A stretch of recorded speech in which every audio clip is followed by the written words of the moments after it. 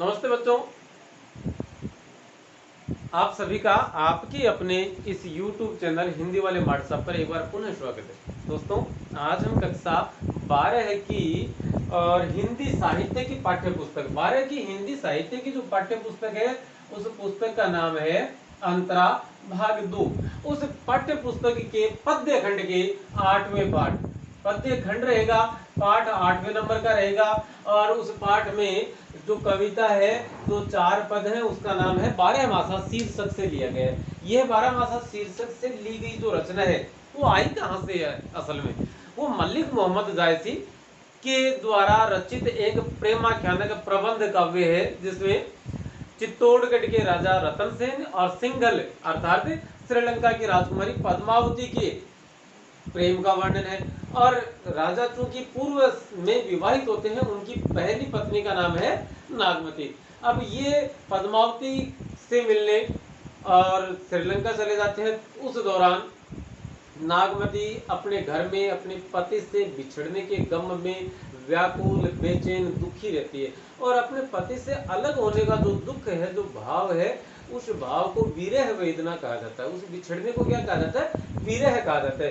तो नागमती विरह, नागमती वियोग खंड के नाम से और पद्मावत में एक अलग से है हिस्सा और नागमती के वियोग का या उसके विरह का वर्णन है। और वहीं पर इस बात का जिक्र है कि साल के 12 महीनों में अलग अलग जिस महीने के अनुसार, जैसे सर्दी है तो सर्दी में भी उसे क्या अच्छा नहीं लगता, क्यों अच्छा नहीं लगता, इन बारे की चीजों के बारे में नागमती के माध्यम से, नागमती के तरफ से और पद्मावत में मलिक मोहम्मद जायसी ने अपनी बातें वहां पेश की। हमारे पाठ्यक्रम में 4 अलग अलग महीनों के विरह वेदना का, 4 अलग अलग महीनों की विरह वेदना का वर्णन और शामिल है, जिसमें मार्गशीर्ष है, पोष है, माघ है और फाल्गुन का महीना। इन 4 महीनों के विषय में हम पढ़ेंगे, वो आगे पढ़ेंगे। पहले हम क्या देखेंगे? कवि जायसी का जीवन और उनका रचना परिचय। तो कक्षा 12 है, एनसीईआरटी कोर्स है। कोर्स कौन सा है? एनसीईआरटी या सीबीएसई वाला कोर्स है। राजस्थान माध्यमिक शिक्षा बोर्ड की हम बात कर रहे हैं और यह है कक्षा 12 की पाठ्य पुस्तक अंतरा और पद्य खंड का 8वां पाठ, जिसका नाम है शीर्षक 12 मासा और कवि है मलिक मोहम्मद जायसी। मलिक मोहम्मद जायसी के जीवन और रचना परिचय के बारे में देखें तो इनका जीवन काल 1492 ईस्वी से 1542 ईस्वी बताया जाता है। ये उत्तर प्रदेश के अमेठी, वर्तमान का जो अमेठी है, जहां से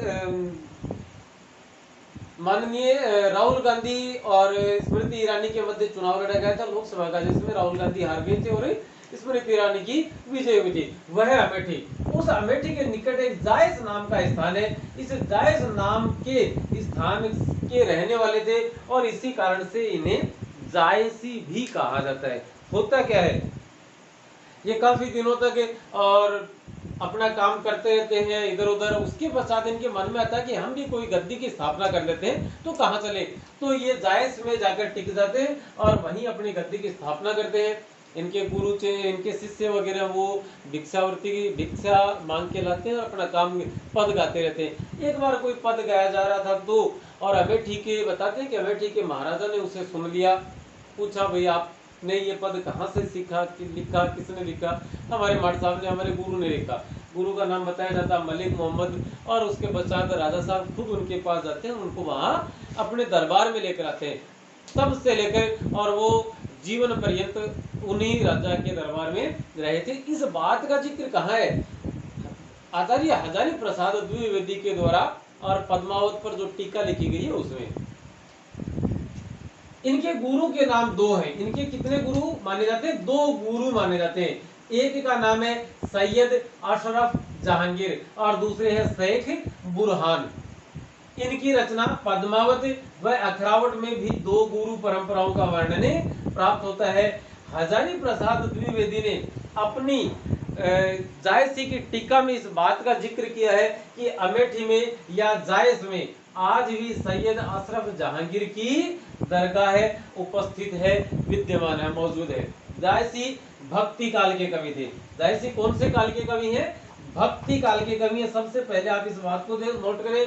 और भक्ति काल में प्रेम मार्गी धारा या सूफी काव्य धारा के प्रतिनिधि कवि माने जाते हैं। देखिए, भक्ति काल के कुल मिला के दो भाग थे, मुख्य तौर पर दो भाग। एक तो सगुण जिसमें मूर्ति की पूजा होती थी, और एक था निर्गुण। अब सगुण में राम और कृष्ण भक्ति के दो हो गए। राम के प्रतिनिधि कवि तुलसी हुए, और कृष्ण के प्रतिनिधि कवि सूरदास हुए। इधर निर्गुण काव्य भक्ति जो है उसके भी दो भाग थे। एक तो था प्रेम मार्ग और दूसरा था जान मार्गी। प्रेम मार्गी जो थे वो, और हम कहें कि जायसी उसके प्रतिनिधि कवि है, और जान मार्गी के कबीर थे। उसके प्रतिनिधि कवि जान मार्गी के कौन माने जाते हैं? कबीर माने जाते हैं। संत काव्य परंपरा भी इसे कहा जाता है, कबीर वाली को। तो ये जायसी कौन से काल के थे? भक्ति काल के। और प्रेम मार्गी काव्य धारा, धारा का के मध्य आप काव्य शब्द और लिख ले, काव्य धारा के प्रतिनिधि कवि थे। इनके द्वारा जो रचनाएं लिखी गई हैं वो निम्न है। पद्मावत सबसे प्रसिद्ध, उसके पश्चात अखरावट, आखिरी कलाम, चंपावत, मटकावत, नैनावत, चित्रावत, पूर्वनामा, मुखहरानामा, कहारनामा, धनावत, परमार्थ सब्जी, सखरावट, इतरावत, पोस्तीनामा व मोराईनामा। इन सब पुस्तकों का जिक्र आचार्य हजारी प्रसाद द्विवेदी के द्वारा किया गया है। कवि जायसी की जो काव्य भाषा है कि किस भाषा में उन्होंने अपनी बातें लिखी, तो उन्होंने लिखी किसमें? अवधी भाषा में। कौन सी भाषा में? अवधी भाषा में। अब अवधी भाषा में तुलसी ने भी लिखा था, लेकिन डॉक्टर बच्चन सिंह अपने हिंदी साहित्य के दूसरा इतिहास नामक ग्रंथ में, नामक पुस्तक में इस बात का जिक्र करते हैं कि मलिक मोहम्मद जायसी की जो भाषा है, जो साहित्य लेखन की जो भाषा है वह ठेठ अवधी है। और ठेठ शब्द से आप इसे और ग्रामीण शब्द के रूप में इस्तेमाल करें या समझें कि ग्रामीण अवधी भाषा का प्रयोग किया गया था। और तुलसीदास के द्वारा जिस अवधी भाषा का प्रयोग किया गया था वो कौन सी थी? वो साहित्यिक अवधी भाषा मानी जाती है। अब देखते हैं, और ये इनके उसमें भी है, ये तुलसी और जायसी के रचना की भाषा में तो है ही है, भाषा के वर्ण विषय जो है उसमें भी इस बात का अंतर देखा जा सकता है। जायसी की कविता का आधार लोक जीवन से प्राप्त अनुभव है। जायसी की रचनाओं में मुख्यतः उपमा, रूपक, अलंकार, लोकोक्ति और मुहावरों का प्रयोग मिलता है। इसके पश्चात जायसी के काव्य में लोक संस्कृति की उस समय के समाज में जिस प्रकार की परंपराओं का प्रचलन था वो सभी वहां देखने को मिलते हैं। अब जायसी के द्वारा रचित और पद्मावत नामक ग्रंथ के विषय में दो एक बातें यदि हम करें तो क्या निकल कर आता, देखें कि यह का अर्थ पद्मावत से है। यह है प्रेमाख्यानक है, प्रेम धन आख्यान धने है, कि प्रेम का आख्यान करने वाला है ना। तो प्रेम का आख्यान, प्रेम का विस्तार करने वाली श्रेणी का श्रेष्ठ प्रबंध काव्य माना जाता है। एक तो प्रबंध होते हैं और एक मुक्तक होते हैं। प्रबंध काव्य बेटा वो होते हैं जिनमें और किसी एक नायक, किसी एक नायिका, किसी एक खलनायक का जिक्र होता है। और मुक्तक वो होते हैं जिसमें हर एक पद अलग अलग होते हैं। जैसे बिहारी के द्वारा जो बिहारी सत्सई लिखी गई थी 713 दोहों वाली, वो मुक्तक रचना है। तो उसमें एक पद श्रृंगार का है, दूसरा भक्ति गाता है, तीसरा नीति गाता है, इस प्रकार से अलग अलग है। लेकिन जो प्रबंध काव्य होते हैं वहां शुरू से लेकर अंत तक एक कड़ी के रूप में और वह कथा चलती है। जैसे अब बात करें, रामायण एक प्रबंध काव्य है, महाभारत प्रबंध काव्य है, पद्मावत भी प्रबंध काव्य है। तो प्रबंध का मतलब उसमें पूरा मैनेजमेंट किया जाता है कि हमें शुरू से लेकर अंत तक इस प्रकार से चलना है, इन घटनाओं का जिक्र होगा। जैसे तुलसीदास के द्वारा रचित रामचरितमानस में भी सातों कांड क्रमबद्ध तरीके से चलते हैं। ये नहीं कि पहले लंका वाला दृश्य दिखा दिया, फिर अयोध्या में राम का जन्म दिखा दिया या सीता का अपहरण दिखा दिया, नहीं, वो एक चरणबद्ध तरीके से चलते हैं। तो वो चीजें क्या कहलाती है? वो प्रबंध काव्य की श्रेणी में गिनी जाती हैं। अब इसमें क्या था? इसमें चित्तौड़गढ़ के राजा रतन सेन व सिंघल सिंघल वर्तमान की श्रीलंका को कहते हैं। वर्तमान समय में जो श्रीलंका है, जो कि देश के नाम में एकमात्र ऐसा देश है जो स्त्रीलिंग लिखा जाता है। तो सिंघल की राजकुमारी, श्रीलंका की राजकुमारी पद्मावती के प्रेम का वर्णन है। प्रेम काव्य होने से श्रृंगार रस, जाहिर सी बात है जहां प्रेम की बात है वहां श्रृंगार रस होगा, और जहां श्रृंगार रस है वहां कौन से श्रृंगार के दो भेद माने जाते हैं। एक तो वियोग श्रृंगार जहां दोनों बिछुड़े रहते हैं, और दूसरा है संयोग श्रृंगार जहां दोनों प्रेमी प्रेमिका एक साथ होते हैं। तो यहाँ विरह प्रेम काव्य तो है ही, श्रृंगार रस है, और श्रृंगार रस के संयोग श्रृंगार रस और वियोग श्रृंगार रस दोनों भेद आपको वहां देखने को मिलते हैं। पद्मावत फारसी भाषा की मसनवी शैली में लिखा गया है। इस बात को आप गांठ बांधे कि पद्मावत कौन सी भाषा शैली, कौन सी शैली में लिखा गया है, लिखी गई है, तो शैली का नाम होगा हमारा मसनवी शैली। और मसनवी शैली फारसी भाषा की ये लेखन शैली है। जैसे हिंदी साहित्य में दोहा है, चौपाई है, छंद है, उसी प्रकार से तो फारसी भाषा की शैली होने की वजह से ज्यादा जानकारी इसके विषय में है नहीं। और पद्मावत में ज्यादा एक वो भी है कि इसमें जैसे अयोध्या तुलसीदास के द्वारा रचित है, और रामचरितमानस के जैसे कांड में विभाजन किया गया था, सर्ग में विभाजन किया जाता, तो उस प्रकार से पद्मावत में किसी प्रकार का विभाजन नहीं किया गया है। जायसी ने चौपाई और दोहा लेखन शैली को अपनाया। चौपाइयां है फिर दोहा है, चौपाइयां है फिर दोहा है, चौपाइयां है फिर दोहा है। यही परंपरा तुलसीदास की भी रामचरितमानस में रही है। चौपाइयां फिर दोहा, वो परंपरा ही उन्होंने लिखी है। 12 मासा में रतन सेन की पत्नी नागमती के विरह का वर्णन है। हर एक माह के लिए के विरह का वर्णन किया गया है। पाठ्यक्रम में 4 मार्गशीर्ष मिंगसरगम पोष माघ और फाल्गुन माह के विरह का जिक्र आया है, का वर्णन प्रस्तुत किया गया है। तो दोस्तों आज के इस वीडियो में फिलहाल इतना ही, और हमें बहुत ज्यादा इस पाठ के जो चारों पद हैं अलग अलग, उन चारों पदों के वीडियो पर चर्चा करेंगे। वहां आपके सामने इनकी व्याख्या करने का पूरा प्रयास किया जाएगा, और व्याख्या के वीडियो लेकर हम आए, तब तक के लिए आप हमें अनुमति देवें, और ये जो आपके समक्ष लिखा हुआ है इसका स्क्रीनशॉट दे लेवें और उसे अपनी उत्तर पुस्तिका में उतार लेवें। ये आपके काम की चीज़ें हैं, और चैनल को सब्सक्राइब कर लीजिएगा। चलिए अभी अनुमति दीजिए। धन्यवाद। नमस्ते बच्चों, आप सभी का एक बार पुनः आपके अपने इस YouTube चैनल पर, जिसका नाम हिंदी वाले मार्ट साहब है, इस पर स्वागत है। मैं अभिनव सरवा झुंझुनू में राजस्थान माध्यमिक शिक्षा विभाग, राजस्थान सरकार के राजस्थान माध्यमिक शिक्षा विभाग में और एक हिंदी शिक्षक के तौर पर अपनी नियुक्ति, अपनी सेवाएं दे रहा हूं। तो बहरहाल हम YouTube के माध्यम से एक चर्चा करने का प्रयत्न करते हैं। हालांकि जो आनंद और रूबरू पढ़ाने में है वो न पढ़ने में है, न पढ़ाने में जो आनंद है वह YouTube पर नहीं प्राप्त किया जा सकता, लेकिन कोई ना कोई और विकल्प तलाशा जाना जरूरी है जब भौतिक रूप से विद्यालय बच्चों के लिए बंद हो। तो आज हमें और कक्षा 12 की बात करेंगे। विषय हमारा रहेगा हिंदी साहित्य। विषय हमारा क्या रहेगा? हिंदी साहित्य, जिसकी पाठ्य पुस्तक का नाम है अंतरा भाग 2, और इस अंतरा का पद्य खंड है। पद्य खंड का 8वां पाठ है। 8वें पाठ का नाम है 12 मासा। 8वें पाठ का नाम क्या है? 12 मासा नाम शीर्षक से है, और इसके जो रचनाकार हैं वे हैं मलिक मोहम्मद जायसी। अब मलिक मोहम्मद जायसी का जीवन और उनका रचना परिचय पढ़ने के लिए आप इससे पूर्व वाला वीडियो देखें, वहां आपको इनके विषय में और समुचित जानकारी 12वीं कक्षा के स्तर के अनुसार देने का प्रयास हमारे द्वारा किया गया था। तो मलिक मोहम्मद जायसी के द्वारा रचित पद्मावत, उस ग्रंथ का नाम क्या है?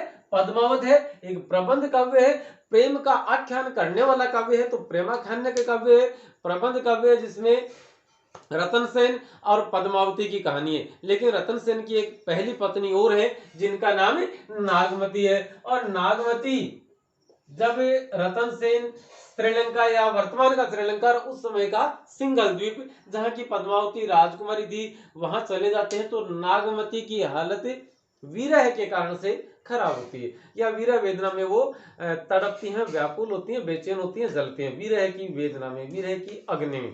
अब क्या होता है, हर एक ऋतु और हर एक साल के हर एक महीने, इसमें आप इस शीर्षक से भी समझ सकते हैं 12 मासा, अर्थात हर एक महीने में सर्दी, गर्मी, वर्षा, शिशिर, हेमंत जो भी ऋतु आई उस ऋतु में और नागमती के विरह की का वर्णन सटीक और बहुत ही सुंदर तरीके से मलिक मोहम्मद जायसी ने किया है। जायसी की ये जो पद्मावत है, इस पद्मावत का की रचना अवधी भाषा में की गई है और अवधी में चूंकि तुलसीदास ने भी अपनी बातें लिखी हैं, लेकिन जायसी ने भी अवधी में लिखी है। थोड़ा सा अंतर है, जायसी की भाषा ठेठ देहाती गांव के लोगों की अवधी भाषा है और तुलसीदास की साहित्यिक अवधि भाषा, ये है अंतर है। अब आज हम पहले 12 मासा का मतलब 12 हर एक महीने का वर्णन है, लेकिन हमारे पाठ्यक्रम में 4 महीनों का वर्णन है, जिसमें है मार्गशीर्ष, पौष, माघ और फाल्गुन, ये 4 महीनों का वर्णन है। हम पहले पद के रूप में मार्गशीर्ष का जो विरह वेदना उसकी चर्चा यहाँ पर करेंगे। आपके सामने पद लिखा हुआ है, पहले चौपाइयां, वही तुलसीदास वाली परंपरा, वही फारसी काव्य या फारसी साहित्य की मसनवी शैली में लिखा गया ये साहित्य है, और उसमें पहले चौपाइयां है और उसके पश्चात एक दोहा है। देखिए क्या कहते हैं कि अगहन देवस घटा निसी बाड़ी दूभर दुख जो जाम की जाई की मिकाड़ी अब धनी देवस बिरह भाराती जरे बिरह जो दीपक बाती कापा हिया जनावा सीऊ तो पे दाई होई संग पीऊ घर घर चीर रचा सब काहू मोरे रूप रंग ले गया नाहू पलटिन बहुरा गाजो बिछोही अब हूं फिरे फिरे रंग सोई सियरी अग्नि बिरहीन ही जारा सुलगी सुलगी दगधे भे छारा यह दुख दगद न जाने कंतु जोबन जन्म करे भस्मंतु। ये चौपाइयां थी। दोहा क्या लिखा है कि पियसो कहू कहेहु संदेशड़ा ए भंवर ऐ काग सो धनी बिरहे जरी मुई तेहि के धुआं हमें लाग। ये पद लिखे। हम यहाँ शब्द संपदा या शब्दार्थ में देखते हैं कि अलग अलग पदों के क्या अर्थ है। अगहन का अर्थ है मार्गशीर्ष, दिवस का अर्थ है दिवस, निशि का अर्थ है रात्रि निशा, बाड़ी का बढ़ना बड़ी होना, दूभर दुख अर्थात असहनीय दुख, काढ़ी का अर्थ है व्यतीत करना बीताना काटना, कहते ना कि मैं तो मेरे टेम काटू कह जाए करके ना, तो काढ़ी का मतलब व्यतीत करना है बीताना। शिव का अर्थ शीत, पीयू का अर्थ प्रियतम, चीर वस्त्र, नाहू नाथ या पति, बिछोही का अर्थ है विद्रोही या बिछड़ने वाला, सियरी शीतल ठंडी, अग्नि का अर्थ है अग्नि, ही का अर्थ है हृदय, जारा का अर्थ है जलाना, दग्धे का अर्थ है दग्ध होना या जलना, छारा राख, कंतु कंत या पति, दोबन का अर्थ यौवन, भस्मंतु भस्म करना, शोधनी तुम्हारी प्रियतमा, जरी जलकर मुई मर गई तेहि के उसी का हम लाग हमें लग गया क्या धुआं, जिसको धूम कहा जाता है, धूम्र नहीं। अब चलते हैं बात करते हैं नागमती के विरह की वेदना। व्याख्या में हम यदि इस पद की व्याख्या आती है तो हम व्याख्या में हम क्या लिखेंगे कि प्रस्तुत काव्यांश या पद्यांश मलिक मोहम्मद जायसी के द्वारा रचित पद्मावती के नागमती वियोग खंड के 12 मासा नामक प्रकरण से लिया गया है।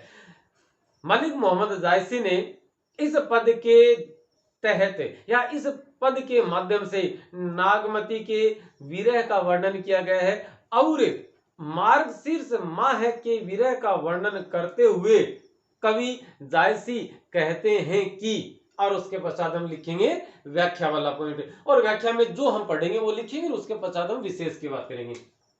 नागमती के विहाप से या नागमती की तरफ से और जायसी क्या लिखते हैं कि अगहन देवस घटा, कि अगहन का महीना मतलब है मार्गशीर्ष। और इस मार्गशीर्ष को आपने मारवाड़ी का सिख खट्टी में राजस्थानी भाषा में और मिंगसर कही जाए। आपने घर की बुढ़ी दत्या माया ही भाई को नाम ली मिंगसर।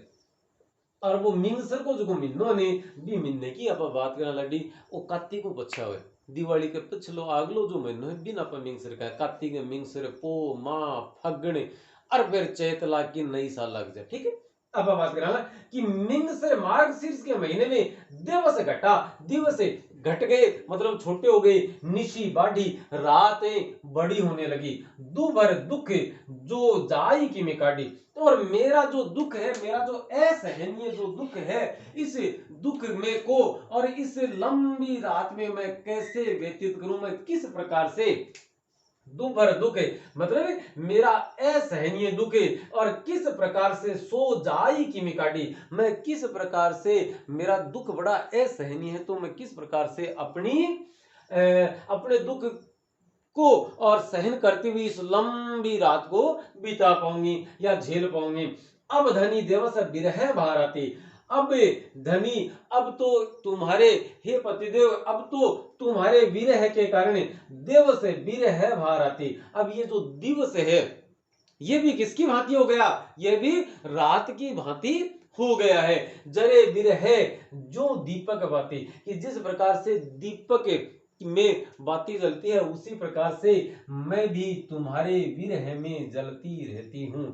जरे विरह जो दीपक बाती, कि मैं भी उसी प्रकार से विरह में जल रही हूं जैसे विरह में दीपक में बाती जलती है। तो यहां पर उदाहरण अलंकार कांपा ही ये जनावासियु, और ये जो इस महीने का मार्गशीर्ष मास का जो शीत है, जो सर्दी है, जो जाड़ा है, उस जाड़े में कांप उठता है क्या हिया। हिया का अर्थ हमने क्या लिखा है यहाँ अपने, हिया का अर्थ आपने लिखा है हिये का अर्थ हृदय, कि जो हृदय है ये अंदर से कांप उठता है मतलब कंपी अंदर से उठने लगती है। शिव, शिव का अर्थ शीत, तो पे जाई होई संग पीऊ, और ये जो भयंकर या ये जो तेज सर्दी है ये इसके पार कैसे जा पाए, इसको व्यतीत कर कैसे कर पाए, इसको कैसे निकाल पाए, कैसे बिता पाए। तो पे जाई, इसके पार कैसे जाए, होई संग पीऊ, सिर्फ एक ही उपाय है कि जब प्रियतम साथ हो। इतनी इस सर्दी को व्यतीत करने का एकमात्र उपाय है कि प्रियतम साथ हो, अन्यथा यह सर्दी और खुद प्रियतमा को जलाकर मारने के लिए पर्याप्त है। आगे कह रही है नागवती कि घर घर चीर रचा सब काहू मोर रूप रंग ले गया ना हूं, कि घर घर की घर के या सभी घरों में लोगों ने सर्दी शुरू होने की वजह से सर्दी के जो कपड़े हैं, जो सर्दियों में ऊनी वस्त्र पहनते हैं, उन ऊनी वस्त्रों को चीर रचा सब काहू, चीर का अर्थ होता है वस्त्र, सभी लोगों ने हर घर के हर व्यक्ति ने प्रत्येक व्यक्ति ने अपने लिए और अपने वस्त्र जो ऊनी वस्त्र हैं वो निकाल लिए हैं। मैं कैसे निकालूं, मोर रूप रंग ले गया ना हूं, लेकिन मेरा तो रंग और रूप दोनों ही कौन ले गया है, मेरा पति ले गया है। ना हूं का अर्थ आपने लिखा है नाथिया पति या प्रियतम, कि मेरी तो रूप रंग सब कुछ वो ले गया, क्योंकि ऊनी वस्त्र नए कपड़े हैं, साल में 2-4 महीने पहनते हैं, तो इसलिए उनसे उनका जो नयापन है, उनसे जो खूबसूरती बनती है वो चटकीले रंग के, रंगीन, कुछ अलग आम दिनों में हम पहनते हैं उनसे कुछ भिन्न प्रवृत्ति के, भिन्न रंग के। तो वो कहती है कि मेरा रूप रंग, मेरा मेरा सजना संवरना, मेरा श्रृंगार की वजह सब कुछ वो पति था और उसने वो ले गया। तो अब मैं वो जो ऊनी वस्त्र है वो कैसे निकालूं। पलटी ने बहुरा गादो बिछोई, कि एक बार जो गया था वह बिछोई, बिछोई का अर्थ मूल रूप से होता है विद्रोही, लेकिन बिछड़ने वाला, वह जो मुझसे बिछड़ कर, वह जो मुझे त्याग कर, वह जो मुझे छोड़ कर एक बार के लिए गया था, पलटी न बहुरा, वो आज तक पलट कर वापस नहीं आया है। कैसे नहीं आया है, वापस, ऐसे वापस नहीं आया है, उचित शब्द है, और जो अनुचित शब्द है, जो गलत शब्द है वह इस प्रकार से, यह शब्द वर्तनी की दृष्टि से, व्याकरण की दृष्टि से गलत है। अब हूं फिरे फिरे रंग सोई, कवि जायसी नागमती की तरफ से लिखते हैं कि पलटी न बहुरा गा जो बिछोई, कि एक बार जो विद्रोही, एक बार जो बिछड़ने वाला पतिदेव यहां से गया था, पलटी न बहुरा, आज तक पलटकर नहीं आया है, उसने मेरी सुधि तक नींद नहीं ली है। अब हूं फिरे, अब भी यदि वो वापस फिर जाए, वापस पुनः आ जाए, फिरे रंग सोई, तो मुझ पर भी जो रंग है, जो रूप है, जो मेरी नजाकत है, जो मेरा सौंदर्य है, जो मेरा यौवन है, वो पुनः खिल जाए। यहाँ फिरे फिरे शब्द 2 बार आया सब बच्चों। तो अब हूं फिरे, कि अब भी वो फिरे आ जाए, वापस आ जाए, फिरे रंग सोई, कि मेरा भी रूप रंग सौंदर्य श्रृंगार बनावट नजाकत जो है वो वापस आ जाए। सियरी अगिनी बिरहिनी ही जा रहा, जो सियरी अगिनी, ये जो ठंडी, सियरी का अर्थ क्या लिखा है हमने, सियरी का अर्थ लिखा है आपने शीतल, कि यह जो शीतल अग्नि है, यह विरहिणी के हृदय को जला रही है। यह शीतल हृदय अग्नि क्या कर रही है, विरहिणी के हृदय को जला रही है। सुलगी सुलगी दगधे भेछारा, ये सुलग सुलग कर, एक तो भभक कर जलना होता है, धधक कर जलना, जैसे सूखे पत्ते आप उनमें आग लगा देंगे तो वो धधक कर जलेंगे। और हम कहें जैसे गाय के गोबर या गाय भैंस इत्यादि के गोबर के जो गोश्त है या जो छाने, जो थेपड़ी, जो उपले बनाए जाते हैं, हो सकता है उनमें थोड़ी बहुत नमी हो और आप उनमें आग लगाएंगे तो वो सुलग कर जलेंगे, उनसे सिर्फ धुआं उठेगा, वो जलते रहेंगे, आगे से आगे उनमें अग्नि का संचार होता रहेगा, लेकिन भपक कर धधक कर वो नहीं जलेंगे। तो यहां नागमती कैसे जल रही है, सुलगी सुलगी दगदे बेचारा, कि मैं भी सुलग सुलग कर उस प्रियतम की याद में, उसके विरह में सुलग सुलग कर क्या हो गई हूं, छारा। और छारा का अर्थ आपने लिखा है राख, मैं राख होती जा रही हूं।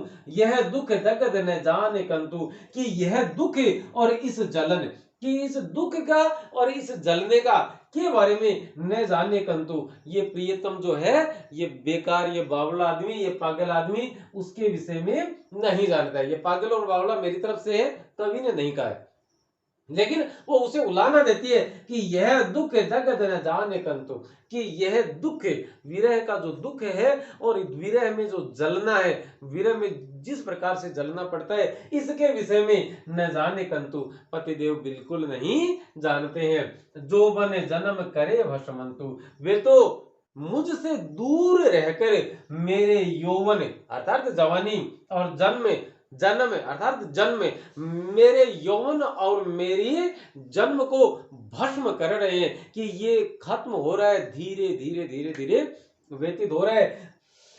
उलाना किससे, शिकायत किससे, इससे कंत से, पति से, कंतु से, कि वह मेरा जन्म और मेरा यौवन भस्म कर रहे हैं। ये तो थी चौपाइयां, और यहां से लाल अक्षर में जो लिखी हुई है, लाल स्याही में, वहां दोहा आया है। क्या कहते हैं जायसी, और किसके माध्यम, किसकी तरफ से, नागमती। ये मान ले कि नागमती के वकील है, कौन है, जायसी साहब, और जायसी साहब उनके वकील की हैसियत से लिखते हैं कि पिय सो कहे हु संदेश डा, आई भंवर आई कागे, सो धनी बिरहे जरी मुई, तही के धुआं हम लागे। आगे कहते हैं कि पिय सो, पति देव से, प्रियतम से कहना, ये मेरा, एक मेरा संदेशा, संदेशा का मतलब है संदेश, कि पति देव से मेरा एक संदेश कहना, आई भंवर आई काग, कि हे भ्रमर, हे काग, हे कव्वे, मेरे पति देव से एक मेरा एक संदेश, मेरा एक समाचार कहना। समाचार क्या है, सो धनी, सो मनी तुम्हारी, धनी का अर्थ पत्नी, तुम्हारी पत्नी विरह जरी हुई, कि विरह रूपी आग, विरह का अर्थ है विरह, विरह रूपी आग में जलकर मर गई, मुई का अर्थ है मरना, कि तुम्हारी, कव्वे से और भ्रमर से कौन कहती है, नागमती क्या कहती है, कि ऐ काग ऐ भंवरे, कहना मेरा संदेश मेरे पति से, क्या, कि सोधनी, कि तुम्हारी पत्नी विरह जरी, विरह रूपी आग में जरी मुई, मुई का अर्थ मरना, कि तुम्हारी पत्नी विरह रूपी आग में जलकर मर गई है, तही के धुआं हम लागे, और उसी के जलने की वजह से नागमती के जलने की वजह से जो धुआं उठ रहा था वही धुआं हमारे शरीर से भी स्पर्श कर गया, और जब वो धुआं हमारे शरीर से टकराया या हमारे शरीर से स्पर्श हुआ तो उस धुएं के प्रभाव से हमारा रंग भी कैसा हो गया। आप जानते हैं कि कौवा और भंवरा दोनों काले रंग के होते हैं। तो यहाँ नागमती के हिसाब से देखा जाए या जायसी के हिसाब से देखा जाए तो कव्वे और भंवरे का रंग काला किस वजह से हुआ। नागमती के जलने से। नागमती किस में जली, विरह की आग में। और विरह की आग में वो कैसे जलती है, सुलग सुलग कर। तो सुलग सुलग कर जलने से जो धुआं उठा उस धुआं वह धुआं भ्रमर और काग से लग गया, और काग और भ्रमर से लगने की वजह से उन दोनों का रंग काला हो गया। आप समझ सकते हैं कि धुएं से भ्रमर और कौवे का रंग काला हो जाएगा, कदापि नहीं हो सकता। इसलिए यहां इस बात को बहुत बढ़ा चढ़ाकर कहा गया है, तो अलंकार माना जाएगा अतिशयोक्ति अलंकार। और अतिशयोक्ति इस प्रकार से लिखते हैं साथियों, अतिशय योग अतिशय धन उक्ति। हम संधि भी पढ़ेंगे तो उसमें आप अतिशयोक्ति की संधि देख सकते हैं। इसको, यह तो उचित शब्द है और कुछ लोग इसे इस प्रकार से लिख देते हैं अतिशयोक्ति, इसको अतिशयोक्ति बोल देते हैं। यह गलत है, यहां से आधा नहीं होता बल्कि ए वर्ण उसमें, ए स्वर जो है वह उसमें शामिल होता है। अब देखते हैं इसके सबसे पहले हमने बात की प्रसंग की, उसके बाद में व्याख्या पढ़ी। अब तीसरे में हम पढ़ेंगे विशेष। विशेष क्या चीज थी कि यह अवधि भाषा में लिखी गई है। अवधि भाषा किस प्रकार की है, आप कह सकते हैं ठेठ देहाती। देहाती का मतलब होता है गांव के लोग। ठेठ देहाती अवधि भाषा का प्रयोग है। नंबर एक बात। अब मैं थोड़ा पेन का कलर बदल लेता हूं ताकि समझ में थोड़ी बढ़िया सी आ जाए। एक तो अवधि भाषा है, नंबर एक बात। उसके बाद आप बात करेंगे जरे विरह जो दीपक बाती, इसमें उदाहरण अलंकार है। कौन सा, उदाहरण। और घर घर में अनुप्रास अलंकार है, अर्थ नहीं बदला, सेम वही रहा। जोबन जन्म, इस जय और इस जय की वजह से अनुप्रास अलंकार है। सुलगी, सुलगी में अनुप्रास अलंकार है। फिरे, फिरे शब्द दो बार आ गया, दोनों बार अलग अलग अर्थ है, तो यहां यमक अलंकार आएगा। और यह दुख दगद न जान कंतु, सॉरी, ये सियरी अग्नि सबसे महत्वपूर्ण, इस पूरे पद का जो सबसे महत्वपूर्ण जो अलंकार है वह यही है। सियरी का अर्थ वहां आपने लिख रखा है शीतल, अग्नि का अर्थ लिख रखा है आग। क्या कोई भी व्यक्ति इस बात से सहमत है कि अग्नि ठंडी होती है? नहीं। जब किसी कवि अथवा किसी लेखक या किसी लेखिका अथवा किसी कवियत्री के द्वारा इस प्रकार के शब्दों का प्रयोग कर दिया जाता है कि सामान्य बुद्धि वाला पाठक भी प्रथम दृष्टया पढ़ने से और उस बात में का विरोध प्रकट कर दे, जैसे कि जो बूढ़े श्याम रंग तो उजलो होए, कि श्याम रंग अर्थात काले रंग में जितना डूबते चलेंगे आदमी उतना ही उज्जवल होता चला जाएगा। क्या आप मान सकते हैं कि आदमी काले रंग में डूबने से उज्जवल हो जाएगा? नहीं। लेकिन कवि का अर्थ वहां पर काले रंग से अर्थ काला ही नहीं था, काले रंग से अर्थ था उनका कृष्ण, कि कृष्ण की भक्ति में जितने हम डूबते चले जाएंगे उतने ही और उज्जवल या उतने ही हमारा मन की जो, हमारे मन की जो मैल है वह उतनी ही हटती चली जाएगी। तो सियरी अग्नि से तात्पर्य है शीतल आग, शब्दार्थ यह है। और आग कभी शीतल नहीं हो सकती, इसलिए यहां पर जो अलंकार है वह विरोधाभास अलंकार है। कौन सा अलंकार आएगा? विरोधाभास, अर्थात विरोध का आभास यहां हो रहा है। यह सबसे महत्वपूर्ण अलंकार था। यदि यह पद आता है और आपने इस पद में और अलंकार नहीं लिखा है विशेष की टिप्पणी में, तो यकीन मानिए आप कि परीक्षक कहीं ना कहीं आपकी जो काबिलियत है उस पर एक प्रश्नवाचक चिन्ह लगा देगा। इसके अलावा आप देखेंगे पूरे इस पद में नागमती रतन सेन को याद करते हुए उसके विरह में इस बात को लिखती है, तो आप कहेंगे वियोग श्रृंगार रस तो है, लेकिन किस प्रकार का? वियोग श्रृंगार रस है। वियोग श्रृंगार रस है, ठेठ अवधि भाषा है, विरोधाभास अलंकार है, अतिशयोक्ति अलंकार है, और घर घर में अनुप्रास अलंकार है, यहाँ उदाहरण अलंकार है, यहाँ यमक अलंकार है, जोबन जन्म में ये अनुप्रास अलंकार है। आप इन चीजों को लिखेंगे तो कोई वजह नहीं कि आपके नंबर कम करने की किसी भी परीक्षक के दिमाग में कोई और कम करने का कोई विचार परीक्षक के दिमाग में आए। तो दोस्तों आज के इस पहले पद की व्याख्या में फिलहाल इतना ही। अब आप अनुमति दें। और एक बात ये कहना जरूर चाहेंगे कि हम पहले निवेदन नहीं करते कि आप हमारे चैनल को सब्सक्राइब करें, लाइक करें, शेयर करें आदि आदि। हम ये चाहते हैं आप हमारा पढ़ाने का तरीका इसको देखें, और यदि यहाँ तक पहुंचे हैं तो मैं यकीन मानता हूं इस बात को कि जो भी व्यक्ति, जो विद्यार्थी, क्योंकि यहाँ आपको लफाजी नहीं मिलेगी, फालतू बकवास नहीं मिलेगी, और आपको अच्छी चीजें देने का, प्रोवाइड करवाने का पूरा पूरा जतन यहाँ किया जाएगा। तो हम चाहते हैं कि यदि आप पहली दफा यहाँ तक पहुंच गए हैं और चैनल को सब्सक्राइब नहीं किया है तो कर लेवे, और आपको लगता है कि ये मामला ठीक ठाक जा रहा है, मठ साहब ठीक ठाक है, कुल मिला के आपके मठ साहब से हम अच्छे नहीं हो सकते किसी हाल में, क्योंकि वो आपके रूबरू आपको पढ़ाते हैं, आंख में आंख डाल के।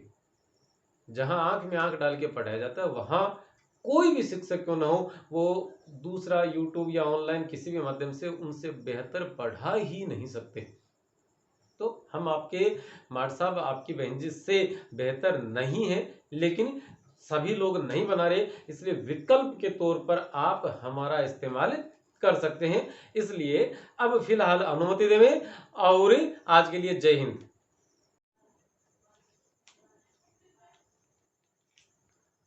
नमस्ते, आप सभी का एक बार पुनः आपके अपने इस YouTube चैनल हिंदी वाले मठ साहब पर स्वागत है। बच्चों आज हम कक्षा 12 की बात करेंगे। कक्षा 12 है विषय हिंदी साहित्य। विषय कौन सा है हमारा? हिंदी साहित्य, जिसकी पाठ्य पुस्तक का नाम है अंतरा खंड 2, और इसके पद्य खंड का 8वां पाठ है 12 मासा। 8वें पाठ का नाम क्या है? 12 मासा, और इसके रचयिता है मलिक मोहम्मद जायसी। अब दोस्तों क्या होता है, मलिक मोहम्मद जायसी भक्ति काल के प्रेम मार्गी काव्य धारा के प्रतिनिधि कवि माने जाते हैं, और इनके द्वारा यह जो पद्मावत नामक ग्रंथ लिखा गया था, ग्रंथ का नाम क्या है? पद्मावत। यह पद्मावत ठेठ देहाती भाषा में, देहाती अवधी भाषा में लिखा गया था। ठीक है, इस अवधी भाषा में लिखे गए इस ग्रंथ की जो शैली है उसे मसनवी शैली के नाम से जाना जाता है, क्योंकि मसनवी शैली फारसी साहित्य लेखन की एक परंपरा है, उसकी एक शैली है, पद्धति है, तरीका है, स्टाइल है, आदि आदि आप जान सकते हैं। तो हम पद्मावत में और में जो कहानी है वो राजा रतन सेन और पद्मावती की है। रतन सेन चित्तौड़गढ़ के शासक हैं, और पद्मावती सिंघल द्वीप वर्तमान समय का श्रीलंका जिसे हम जानते हैं उसकी राजकुमारी है। दोनों के मध्य विवाह होता है, और राजा का पूर्व में विवाह हो चुका होता है। सिंघल द्वीप जाने पर और उनकी पूर्व पत्नी जिसका नाम नागमती था, महलों में उनकी विरह वेदना में तड़पती है। उसी नागमती के वियोग का, विरह का वर्णन है, और उनके विरह का वर्णन करते हुए कवि की कल्पना थी, और कवि ने 12 महीनों में अलग अलग प्रकार से उनके विरह का वर्णन किया है। हमारे पाठ्यक्रम में कुल मिलाकर 4 महीनों की विरह का वर्णन है। मार्गशीर्ष है, पोष है, माघ है और फाल्गुन है। मार्गशीर्ष को अगहन के नाम से कवि ने अपनी पुस्तक में, अपने ग्रंथ में अभिहित किया है। अब देखते हैं, सबसे पहले हमने और कवि के विषय में थोड़ी जानकारी प्राप्त की, जो जायसी के जीवन और रचना परिचय से संबंधित है। उसका वीडियो पूर्व में लग चुका है, जो कि आपको इस वीडियो के डिस्क्रिप्शन बॉक्स में मिलेगा। उसके पश्चात हमने मार्गशीर्ष माह में और उनके विरह की वेदना जो थी उसके बारे में अध्ययन किया, उसकी व्याख्या की, वह भी आपको डिस्क्रिप्शन बॉक्स में मिल जाएगा, और हिंदी साहित्य की जो प्लेलिस्ट है उस प्लेलिस्ट में मिलेगा। अब बात करते हैं हमें द्वितीय महीने, और जिस महीने का नाम है पूष अर्थात पौष। पूष की रात प्रेमचंद की एक कहानी भी है, बहुत ही मार्मिक कहानी है, यथार्थवादी कहानी है, किसान जीवन का और वास्तविक वर्णन उसमें आप देख पाएंगे। चलिए बात हम करेंगे मलिक मोहम्मद जायसी के द्वारा रचित पद्मावत के नागमती वियोग खंड के 12 मासा प्रकरण के 12 मासा प्रकरण में से और दूसरे हमारे पाठ्यक्रम में शामिल दूसरे प्रकार के या सॉरी दूसरे माह के, और हमारे पाठ्यक्रम में शामिल जो दूसरा महीना है उस माह का नाम है पूष या पोष माह। उसकी व्याख्या करेंगे और से प्रसंग व्याख्या होगी, उसके प्रसंग के बारे में जानेंगे, व्याख्या के बारे में जानेंगे और उनकी विशेषताओं के विषय में जानेंगे। व्याख्या के लिए हजारी प्रसाद द्विवेदी के द्वारा रचित जायसी पर जो टीका है उस टीका का अध्ययन करने के उपरांत हम आपको और यह व्याख्या उपलब्ध करवा पा रहे हैं। देखिएगा क्या कहते हैं कि पूष जाड़ थर थर तन कांपा, सूरज जड़ाई लंक दिसितापा, बिरह बाढ़ी बा दारुण सीऊ, कंपी कंपी मरो ले ही हरि जीव, कंत कहाँ हूँ लागो हियरे पंथ अपार सूज नहीं नियरे, सोर सुपेती आवे जूड़ी जानहु सेज हिमंचल बूढ़ी, चकई निसी बिछुरे दिन मिला हो निसी बासरे बिरह कोकिला, कोकिला कोयल के अर्थ में, रैनी अकेली साच नहीं सखी, कैसे जियो बिछो ही पंखी, बिरह सचान भवे तन चाड़ा, जियत खाई मुए नहीं छाड़ा। अंत में ये तो थी चौपाइयां यहां से लेकर यहां तक, और अंत में एक दोहा। ये शैली, ये जो तरीका था वो तुलसीदास का भी था। तुलसी ने भी अवधी भाषा में रचनाएं लिखी है। रामचरितमानस उनकी पूरी अवधि में, विनय पत्रिका सॉरी जानकी मंगल भी, और उसमें पार्वती मंगल भी अवधि में, और रामलला नैचु भी अवधि में। बाकी 8 रचनाएं अब ब्रज में पाएंगे। आगे कहते हैं दोहे में कि रकत ढरा माशु गरा, हाड़ भय सब शंख, धनी सारस होई ररिमुई, आई समेट हु पंख। तो कि हे पतिदेव, तुम्हारी जो धनी है, तुम्हारी जो पत्नी है, तुम्हारी जो प्रियतमा है वह मर गई है, और अब तो आकर उसके पंख समेट लो, अर्थात उसकी अंतिम क्रिया कर दीजिए। चलिए हम एक बार पहले शब्दार्थ देखते हैं कि शब्दों के अर्थ क्या है। पूष का अर्थ है पोष का महीना, सूरज का अर्थ है सूरज, जड़ाई का अर्थ है कांप कर, लंक दिशी अर्थात लंका की दिशा, और चूंकि लंका भारत से दक्षिण दिशा में है तो दक्षिण, यहां लंक दिशी से तात्पर्य क्या है, दक्षिण। और लंक दिशी कौन जा रहा है लंक दिशा में, वो हम बात करेंगे। बाढ़ी का अर्थ है बढ़ना, शिव का अर्थ है शीत, हरि का अर्थ है हरण करना, जीव का अर्थ है जीव या जी मेरा, कंत का अर्थ है पति, हूं का अर्थ है मैं हूं मैं, लागो लगना, हियरे हृदय, पंथ मार्ग, अपार अज्ञात या दुर्गम, सूझ नहीं नियरे मतलब निकट का भी दिखाई नहीं देता है, शोर, शोर कहते हैं वैसे सूर्य की ऊर्जा को भी कहते हैं, सूर्य से संबंधित जो है वह भी शोर है, लेकिन यहाँ पर शोर का अर्थ है शोड़, और शोड़ हमें राजस्थानी में रजाई को कहते हैं। सुपेती का अर्थ सहित, जूड़ी का अर्थ कंप कपी, हिमंचल मतलब हिमालय की बर्फ, बूढ़ी का अर्थ है डूबी हुई, चकई का अर्थ है चकवी, निसी रात, वासर वासर, और वासर दिन का पर्यायवाची शब्द है, तो वासर का अर्थ है दिन या दिवस, रैनी का अर्थ है रात, बिछो ही पंखी मतलब जोड़े से बिछड़ा हुआ पक्षी, जोड़ा मतलब युगल, जैसे नर और मादा का जो युगल है उससे बिछड़े हुए पंछी, सचान का अर्थ है बाज, भवे का अर्थ है हो गया, चाड़ा का अर्थ है भोजन, मुए का अर्थ है मरने पर भी, छाड़ा का अर्थ है छोड़ना, रकत का अर्थ है रक्त या खून, ढरा मतलब ढलना या बहना, गरा गलना, शंख शंख जिसे बजाया जाता है और वो अंदर से खोखला होता है, तो शंख किसका प्रतीक है, खोखले होने का। धनी का अर्थ पत्नी या जिसे जो नागमती स्वयं है, ररी का अर्थ चीख चीख कर कहना, और मुई का अर्थ मरना, समेटहु का अर्थ समेटना या एकत्र करना। अब देखिए बच्चों, हम इसकी व्याख्या करने का प्रयास करेंगे। कवि जायसी और नागमती की तरफ से नागमती के विरह का वर्णन करते हुए कहते हैं कि पूष जाड़ थर थर तन कांपा, कि पूष के जाड़े में मतलब पोष महीने की रात्रि, पोष महीने की सर्दी की वजह से तन है वह भी थर थराने लगता है, थर थर करके कांपने लगता है। सूरज जड़ाई कि सूरज जो है वह भी जाड़े के कारण लंक दिशी तापा, वह लंका की दिशा में जाकर तपने लगता है। जिस प्रकार से जैसे ये हमारी पृथ्वी और हम कहें कि ये भूमध्य रेखा, ये है कर्क रेखा और यह मकर रेखा, और भारत की स्थिति कुल मिला के इस प्रकार से।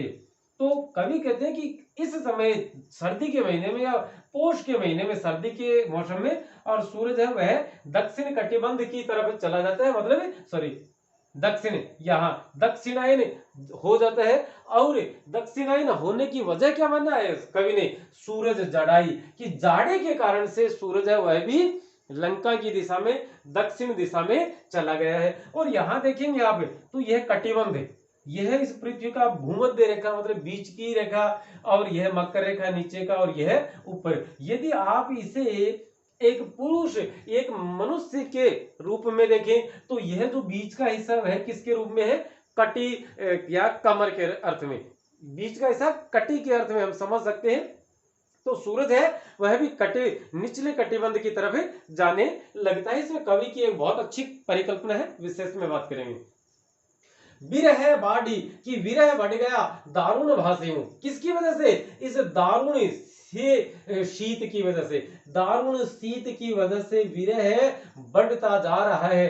कपी कपी मरो ले ही धरी जीव, यह तो कपा कपा कर मार देगा, ले ही हरी ले लेगा, हरी हरण कर लेगा क्या? जीव, आपने जीव का अर्थ लिखा जीव, कि यह सर्दी, यह शीत, यह जाड़ा तो और कंपा कंपा कर मार देगा, और ऐसा लग रहा है जैसे यह मेरे जीव या प्राण का हरण कर लेगा। ले ही का मतलब लेगा। कंत कहाँ हूँ लागो हीरे कि मेरे पति कहाँ है? कंत का अर्थ होता है पति, कि मेरे पति कहाँ है, मेरे प्रियतम कहाँ है? हो मानी मैं, लागो हीरे मैं उनके हृदय से लगकर अपनी शीत, अपने जाड़े को दूर कर सकूं। पंथ अपार सूझ नहीं नीरे कि यह पति तक जाने का जो वर्तमान समय का जो मार्ग है वह बड़ा ही अपार है, अज्ञात है, दुर्गम है, सूझ नहीं नियरे, और निकट का भी सूझता नहीं है, अर्थात दिखाई नहीं दे रहा है। यहाँ निकट का दिखाई न देने की वजह क्या है?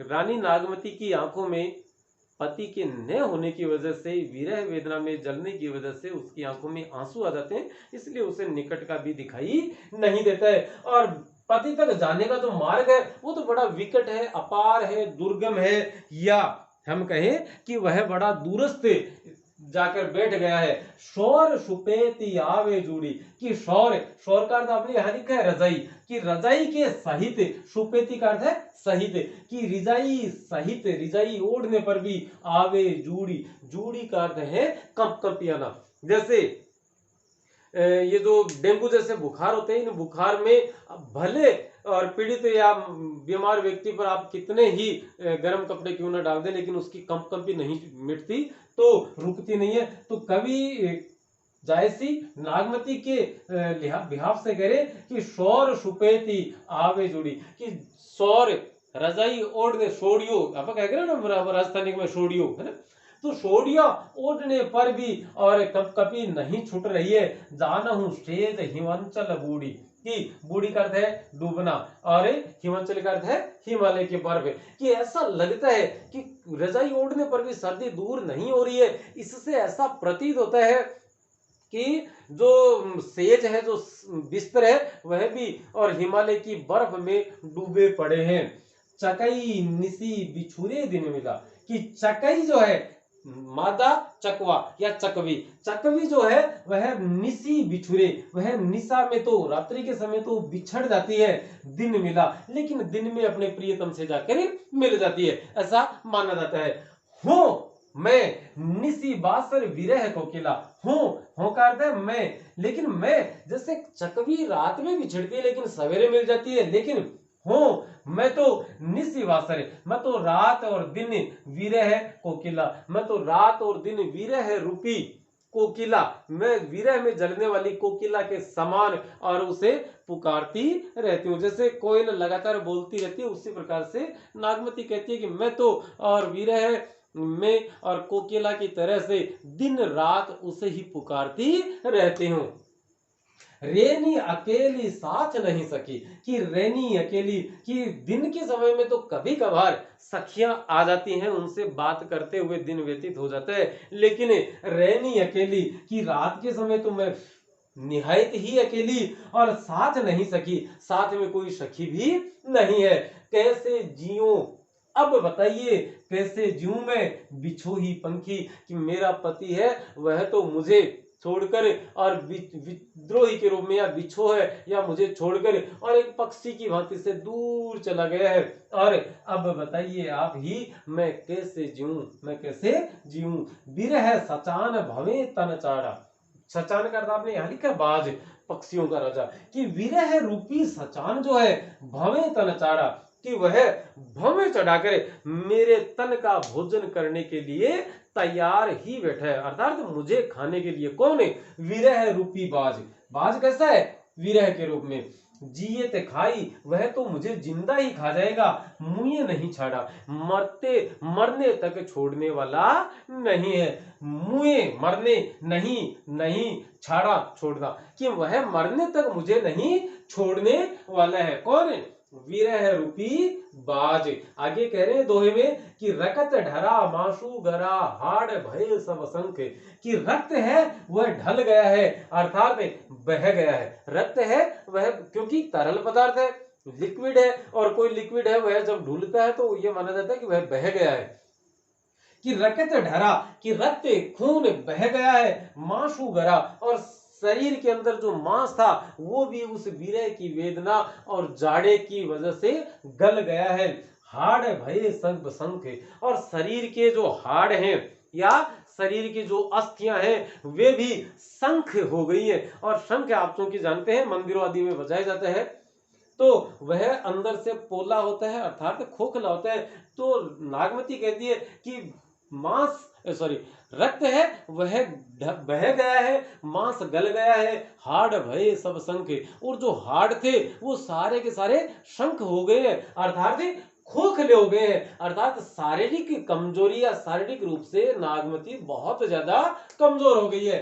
धनी सारस होई ररी मुई, कि हे धनी तुम्हारी पत्नी, धनी धनी कहते हैं पत्नी को, कि तुम्हारी पत्नी है वह सारस हो ही ररी मुई, कि वह सारस की भांति। सारस के विषय में एक पता नहीं झूठ है कि सच है, लेकिन एक किंवदंती दंती प्रचलित है, और किंवदंती यह है कि यदि सारस के जोड़े में से कोई एक मर जाता है किसी भी वजह से, किसी जो उस जोड़े में से किसी एक का देहांत हो जाता है सारस नाम के पक्षी के जोड़े में से, तो दूसरा जो युगल शेष रहता है वह पहले वाले को पुकारते पुकारते मर जाता है।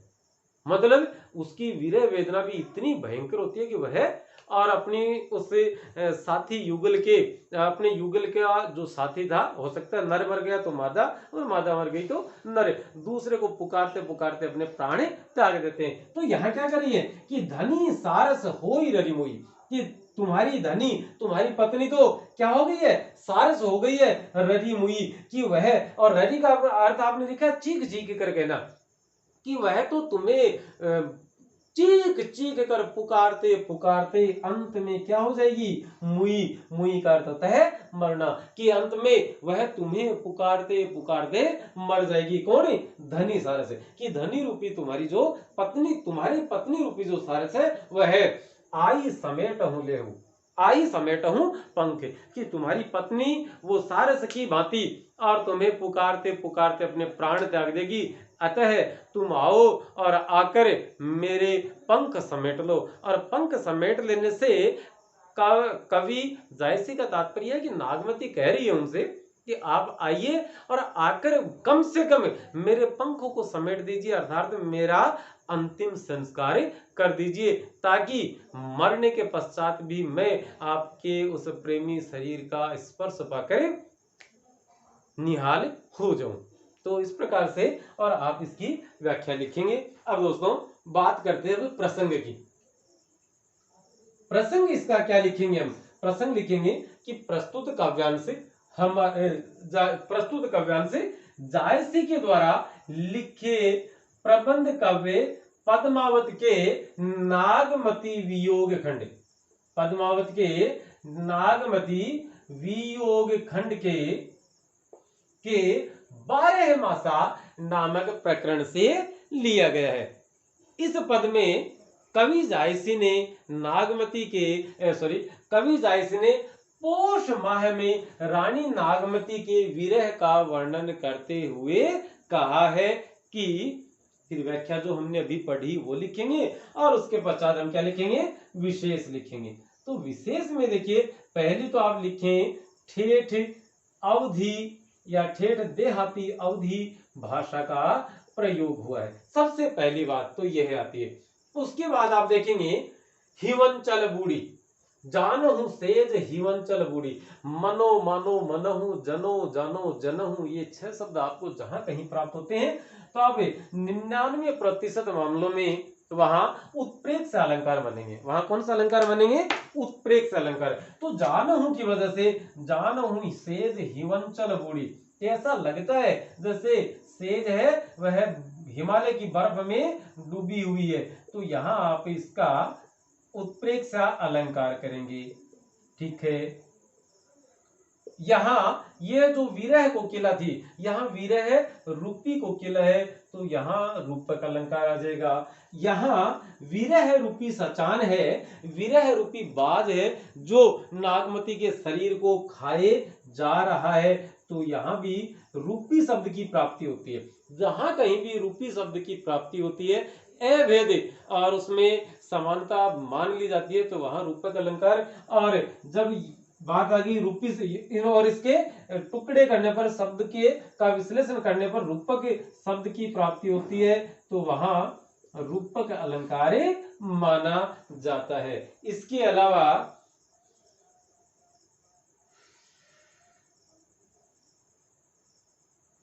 कंपी कंपी जो शब्द था, उस कंपी कंपी में अनुप्रास अलंकार हो जाएगा, तो इसको ज्यादा देखने की जरूरत है वैसे है नहीं। और चौपाई और दोहा, एक बात हम करें तो जो पद है या किन छंदों में इसकी रचना की गई है, तो चौपाई और दोहा में की गई है। उसके बाद में वियोग श्रृंगार रस है।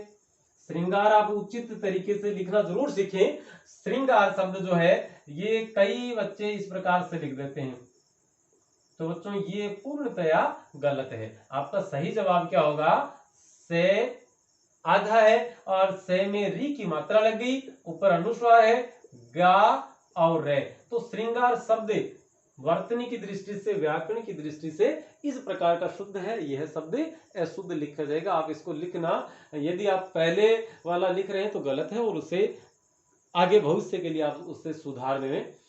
तो कुल मिलाकर यह है कि पद्मावती की ठेठ अवधि भाषा है, और जैसे जानहु सेज हिमंचल बूढ़ी में उत्प्रेक्ष अलंकार, विरह कोकिला में और बासर विरह में अनुप्रास अलंकार है बे और बे आने की वजह से, और विरह कोकिला में रूपक अलंकार, विरह सचान में रूपक अलंकार, और धनी सारस में धनी रूपी सारस जो है या सारस रूपी जो धनी है तुम्हारी वह, तो यहाँ भी रूपक अलंकार। और चौपाई और दोहा सब छंदों का प्रयोग है, और वियोग श्रृंगार रस है। श्रृंगार रस कौन सा है इसमें, तो वियोग श्रृंगार रस की प्राप्ति होती है। और एक ये है, एक नई कल्पना थी कि लंक दिशितापा, कि लंका की दिशा में जाकर तपने लगते हैं, अर्थात सूरज जाड़े की वजह से, अर्थात जाड़ा दूर हो रहा है, तपने लगता है। मानव शरीर की बात करें तो बीच का कटी, तो कटी प्रदेश की तरफ है और वह चला जाता है। प्रियतम भी कटी प्रदेश की तरफ है और सूर्य भी कटी प्रदेश की तरफ है। सर्दी के महीने में जाना ज्यादा पसंद करता है। इससे ज्यादा खुलकर मैं आपको यहाँ बता नहीं सकता। और अब आप यदि नए हैं और यहाँ तक पहुंचे हैं, चैनल को सब्सक्राइब नहीं किया है तो प्लीज कर लीजिएगा। भविष्य में भी और आपको यहाँ पर अच्छी सामग्री उपलब्ध करवाने का पूरा प्रयास किया जाएगा। साथ ही आप इस बोर्ड की का स्क्रीनशॉट ले सकते हैं ताकि आपको लिखने में और थोड़ी सी आसानी रहे। आपके मार्ट साहब या बहन जी जो है उनके माध्यम से आप मुझसे ये नोट्स भी प्राप्त कर सकते हैं व्हाट्सएप के माध्यम से PDF में। वहाँ आपको इसकी पूरी की पूरी व्याख्या और हाथ से लिखी हुई मिल जाएगी। यदि आपको हम दिखाना चाहें तो इस प्रकार से देखिएगा। दूसरा पद है यहाँ, पूष जाड़ थन थर थर तन कांपा, सूरज जड़ाई लंक दिसितापा। तो पूरा का पूरा यहाँ शब्द संपदा है, यहाँ पर आप देखेंगे प्रसंग लिखा है और यहाँ से व्याख्या लिखनी हमने शुरू की है। और उसके पश्चात यहाँ तक पूरे इस पेज में आप देख सकते हैं, इस पूरे पेज में और इसकी व्याख्या है। और उसके बाद यहाँ पर विशेष ठेठ अवधि, जानहु सेज हिमांचल में उत्प्रेक्षा, विरह सचान और विरह को किला में रूपक, वियोग श्रृंगार रस, चौपाई दोहा छंद का प्रयोग। और सूर्य के दक्षिणायन जाने में कवि की परिकल्पना है कि वह सर्दी से बचने के लिए दक्षिण में चला गया है। यह एक नई कल्पना है। ये नोट्स 19 अगस्त 2021 को और हमारे इस रजिस्टर की रौनक बढ़ाने के लिए और लिखे गए थे। तो दोस्तों, बच्चों, विद्वान साथियों, विदुषी बहनों, आज के लिए फिलहाल इतना ही। अब अनुमति देवें। नमस्ते, जय हिंद।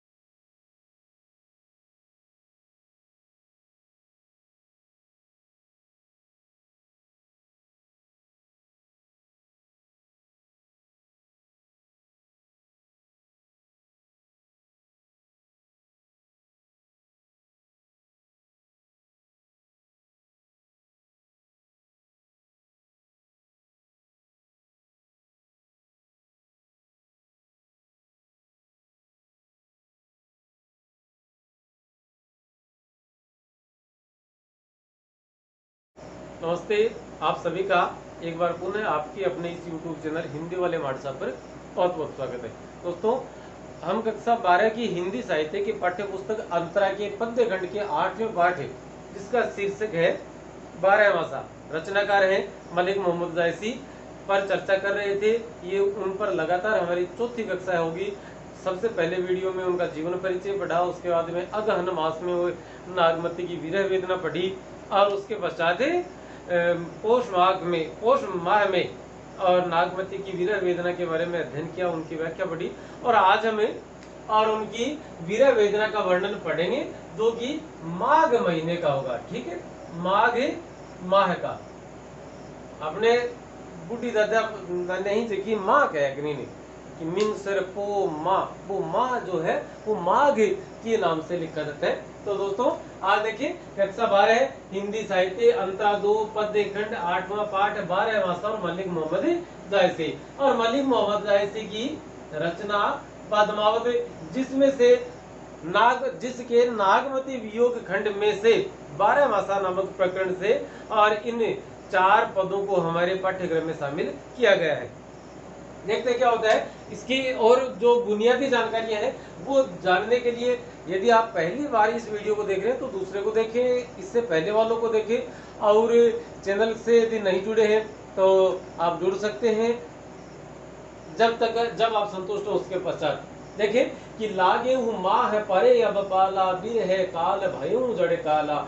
पहल पहल तन रूई जो झांपे, हहली हहली अधिको ये कांपे, आई सूर होई तपुरे नाहा, ते ही बिन उजाड़ न छूटे माहा, ए ही मास उपजे रस मूलू, तू सो भंवर मोर जब मोर जोबन फूलू, नैन चुवही जस माँ हुटे नीरू, ते ही जल अंग लाग सरसीरू, टूट ही बूंदे, टूट ही बूंद नहीं है बूंदे, टूट ही बूंद पर ही जस ओला, बिरहे पवन होई मारे झोला, के ही क सिंगार को पहिर पिटोरा, पटोरा ये नहीं हार नहीं होई डोरा, तुम बिनु कंता धनी हरुई, तन तीन वर झोल, ते ही पर बिरह जराई के, चहते चहे उड़ावा जोल। नागमती अपने पति रत्नसेन को और संबोधित करते हुए और अपनी विरह वेदना का वर्णन करती हुई कह रही है कि माघ के महीने में और मेरी स्थिति किस प्रकार की हो जाती है, या हम कहें कि नागमती की तरफ से और मलिक मोहम्मद जाहिद साहब ने अपनी बातें, अपनी कल्पना और वहां प्रस्तुति की है। देखिए क्या कहें कि लागे माँ है परे अब पाला, कि माघ का महीना लग गया है। सॉरी, एक बार शब्दार्थ देखते हैं शब्द संपदा में। माघ, माह का मतलब माघ का महीना, पाला का अर्थ है अत्यधिक सर्दी के कारण पानी का जमाव बिंदु पर चले जाना। और हम देखते हैं कि सर्दी के मौसम में सरसों इत्यादि फसल में कई बार कहते हैं कि पाला मार गया, अर्थात तो सर्दी मार गई, तो भयंकर रूप से सर्दी पड़ती है। तो बाहर पानी की जो बूंदे हैं, उसकी जो बूंदे हैं, या किसी भी जल पात्र में यदि पानी भर के रखा हुआ है, जल भरा हुआ है, तो वह बर्फ के रूप में जम जाता है, उसे पाला कहा जाता है। काला का अर्थ है काल, पहल पहल का अर्थ है हर पल या पल पल, झांपे का अर्थ है ढकना, हहली हहली मतलब अत्यधिक सर्दी से कांपना, सॉरी अत्यधिक सर्दी के कारण या अत्यधिक सर्दी से कांपना। तप्पू का अर्थ तपना, नाह का अर्थ नाथ या पति, छूटे दूर होना, कि छूटना, दूर होना, अलग होना, यही इसी उपजे अर्थात विकसित होना, रस मूलू अर्थात काम भावना, मोर मेरा, जोबन यौवन, जोबन का अर्थ है यौवन, फूलू का अर्थ है पुष्प या फूल, नयन का अर्थ है नयन, चुवही का मतलब है श्रावित होना या रिसना, टपकना। जैसे घर की छत चूने लगती है तो वो चूवही, रिसना, टपकना या श्रावित होना। जस का अर्थ है जैसे, माहुट का अर्थ है मावट, माहुट का अर्थ क्या है, मावट है। और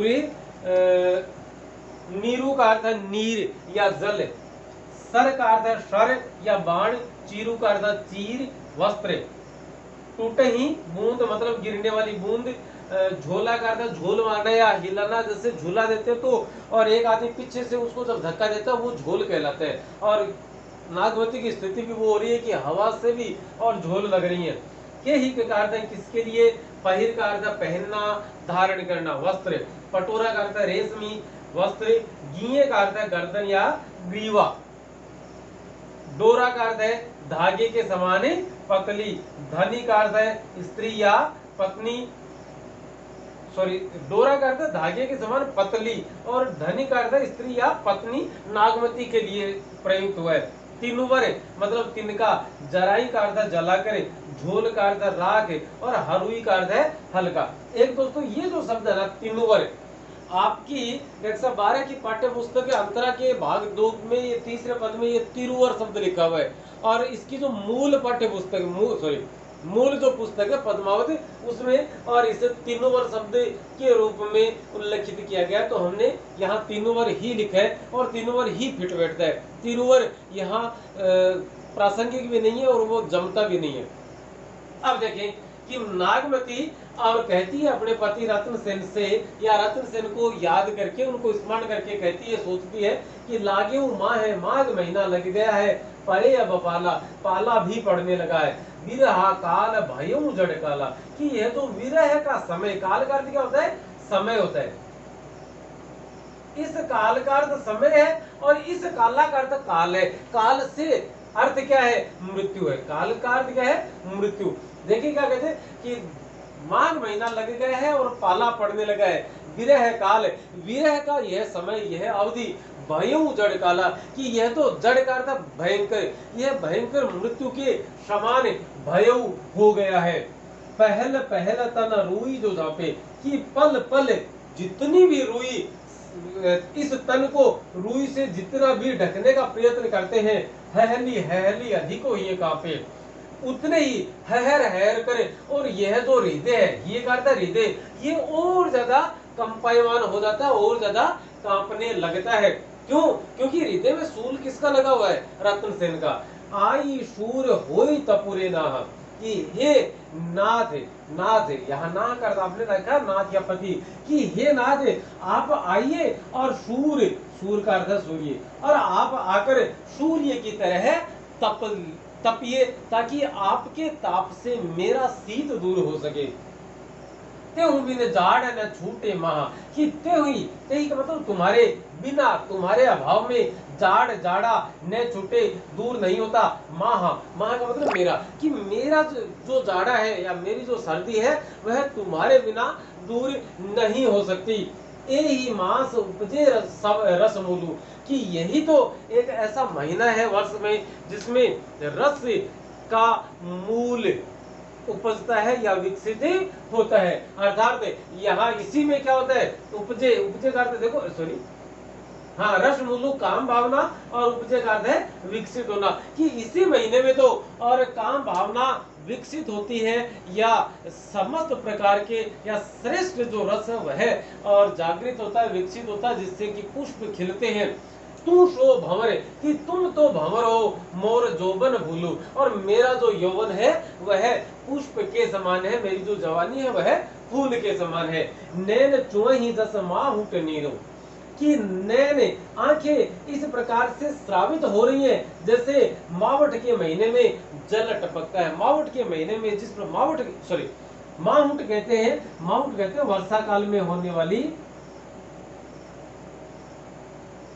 अरे यार, शीतकालीन वर्षा, मतलब शीतकालीन वर्षा को क्या कहा जाता है? मावट कहा जाता है। सर्दियों में जनवरी, दिसंबर, जनवरी, फरवरी में जो बरसात होती है उसे मावट कहते हैं। और पश्चिमी राजस्थान में इन्हें गोल्डन ड्रॉप्स के नाम से जाना जाता है, मतलब स्वर्ण बूंदे, फसल के लिए बहुत ज्यादा उपयोगी इन्हें माना जाता है। तो नागमती कहती है नैन चुवही दस माहुट नीरू, की जो आंखें हैं वो मावट है, अर्थात सर्दी या शीतकालीन वर्षा के समान, और उनमें से जल स्रावित हो रहा है।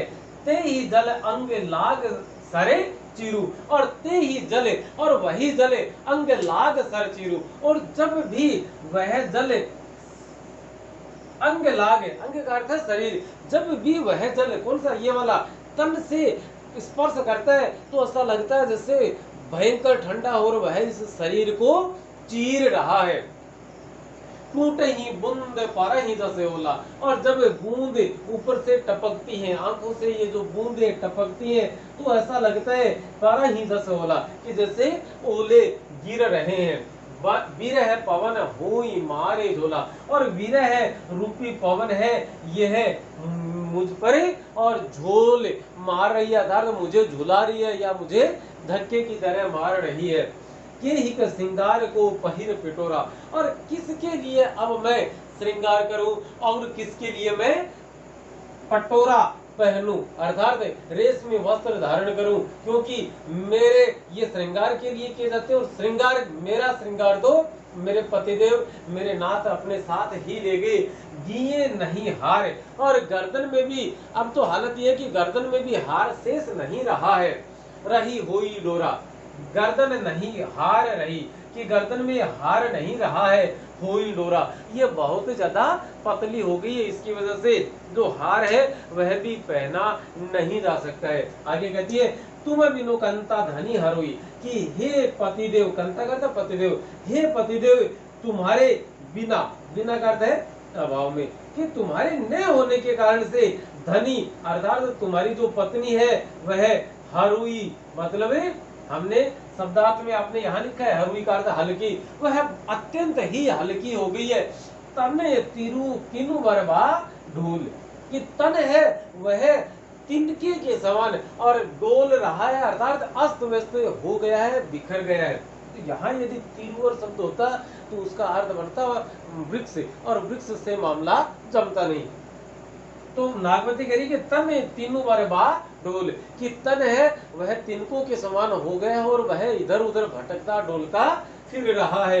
ते ही पर विरह जराई के, और इससे इतना, ते ही का अर्थ है इतना होने पर भी, इतना होने पर भी यह जो विरह है यह जलाना चाहता है, चाहे जला कर, के का अर्थ है कर, कि यह इतना होने पर भी, कौन सा, सब कुछ हो गया और तिनके के समान ये शरीर हो गया, बहुत पतला, गर्दन रही नहीं, वस्त्र पहने नहीं, विरह में जैसे हवा की थोड़ी सी भी तो हवा का थोड़ा सा भी झोंका लगता है तो ऐसा लग रहा है जैसे मुझे धक्के मार रही है। इतना सब होने पर भी ते ही पर विरह जराई के, यह जो विरह है यह जला करे, चाहे उड़ावा झोल, और झोल का अर्थ आपने लिखा है राग, कि यह जो विरह है यह मुझे जलाकर राख के समान उड़ा देना चाहता है। अर्थात इस विरह को अभी भी शांति नहीं है कि इतने पर भी रुक जाएं। कहने का तात्पर्य है कि विरह रूपी वेदना नागवती की अत्यंत तीव्र है, बहुत ज्यादा है। अब देखेंगे हमें प्रसंग में क्या लिखेंगे। सबसे पहले बात करते हैं प्रसंग की। तो प्रसंग में बच्चों हम लिखेंगे कि विवेच्य पद या आलोच्य पद या प्रस्तुत पद या प्रस्तुत काव्यांश या उक्त पद या उक्त काव्यांश मलिक मोहम्मद जायसी के द्वारा रचित पद्मावती के नागमती वियोग खंड के 12 मासा प्रकरण में से दिया गया है। इस पद में जायसी ने नागमती के माघ महीने के विरह का वर्णन प्रस्तुत किया है, और उसके बाद हमने जो अभी पंक्तिवार लगातार हर एक पंक्ति के सिलसिलेवार पढ़ा वो लिखेंगे, और अंत में हम फिर लिखेंगे। तो प्रसंग में हो गया, उसके बाद में आप व्याख्या लिखेंगे, और व्याख्या के बाद में हम क्या लिखेंगे, विशेष लिखेंगे। तो विशेष के लिए खास बातें, सबसे पहली बात है कि 12 भाषा या पूरे पद्मावत की भाषा कौन सी है, तो भाषा के लिए आप लिखेंगे अवधी भाषा। कौन सी भाषा है, अवधी भाषा। अवधी भाषा भी किस प्रकार की, तो ठेठ देहाती अवधी भाषा का प्रयोग किया गया है। दूसरा यहां लिख देते हैं हम, नंबर 1 पर तो आप भाषा लिखेंगे, तो भाषा अवधी है। उसके बाद में नंबर 2 पर आप रस लिख सकते हैं, तो यह रस जो है वह वियोग श्रृंगार रस है, ठीक है। नंबर 3 पर आप बात करें तो एक आप चौपाई और दोहा, चौपाई और दोहा छंद लिख सकते हैं, कि चौपाई और दोहा छंद का प्रयोग किया गया है। इसके बाद देखें, हेहली हेहली पहल पहल में अनुप्रास अलंकार प्रयुक्त हुआ है। एक बात और दोस्तों, कई बार मैं भी बताता हूँ, आपके और अध्यापक साथी भी बताएंगे, और सब सही भी है, जिससे कहते हैं कि जब कारण के अभाव में अर्थात साधन के अभाव में कार्य संपन्न दिखाया जाता है तो वहां विभावना अलंकार माना जाता है। और इस विभावना का को प्रदर्शित करने के लिए बिना बिनु बिनु बिना बिनु बिना बिन अभाव रहित इत्यादि शब्दों का इस्तेमाल किया जाता है। तो यहाँ देखिए आप कि ये जो बिनु शब्द आ गया तो इसमें हमें, और बिनु शब्द देखते ही टूट पड़े कि ले भाई दुश्मन की फौज इकट्ठी है और चला दो AK-47, नहीं। यहाँ क्या है, बिनु शब्द का अर्थ अभाव के अर्थ में ही प्रयुक्त हुआ है, काम नहीं हो रहा है। ते ही बिनु, कि तुम्हारे बिना जाड़ न छूटे मां, कि मेरा जाड़ा दूर नहीं हो रहा है। तो यहाँ पर कार्य संपन्न नहीं हुआ है, संपन्न न होने की वजह से यहाँ पर विभावना अलंकार करता ही नहीं माना जाएगा। नैन चुवही दस माहुट निरु, यहाँ पर उपमा अलंकार, और पहिर पटोरा में अनुप्रास अलंकार, यहाँ भी तुम विनोकंता धनी हरुई, यहाँ भी विभावना अलंकार नहीं है।